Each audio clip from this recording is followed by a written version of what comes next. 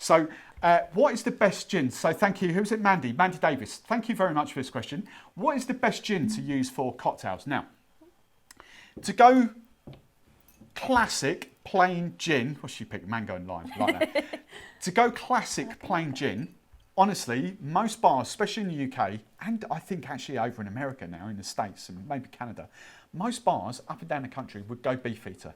Purely because it's high strength, so it's 40% ABV as opposed to Gordon's, which is 37.5. So that extra 2.5 will cut through the alcohol. For us in the trade, it is dirt cheap. We'll be literally buying deals. We'll literally be paying anywhere between 10, 12 pounds plus VAT. So it's dirt cheap, but it is a cracking London dry gin. With cocktails, as soon as you add sugar to them and citrus, you're detracting from all the different botanicals that some gins have. So all these classy, pretentious gins with like 20 botanicals, 25 botanicals, they become a waste of money when using them in cocktails like this. If you're doing a gin martini, though, for instance, where you kind of, everything's about the gin itself, then you can kind of go down those rabbit holes. But for like cocktails in that sort of sense, like the Collins, the Bramble, you just want a plain old good London dry. And I'll be honest, some of the supermarkets smash this. Sainsbury's, I always give this example. Sainsbury's, it's not Taste the Difference, but it is their Taste the Difference gin. It's called Blackfriars Gin.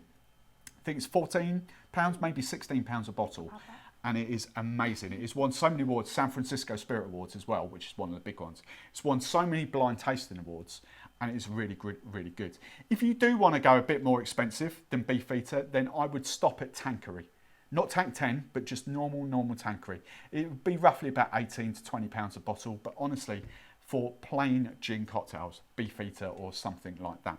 The difference being though, if you want a bit of fun and a giggles and something for taste awesome, as Izzy's just done, she's picked out, hang on, we're still on there. She's just picked out Whitley Neal's, one of their limited edition, it's their mango and lime gin. The flavoured gins, when it comes to flavoured gins, anything is a go. The only caveat to that is don't use gin liqueurs, and I have got one here somewhere, and we will test this later, but don't use anything like that. A, because they're sweet, B, because it's 20% ABV. You want something, sort of 40s, I mean this is what, 43%. You want something where the alcohol's going to kick through. So flavoured gins, fine. Gin liqueurs, not so fine, unless you're going to add like a London dry to them as well.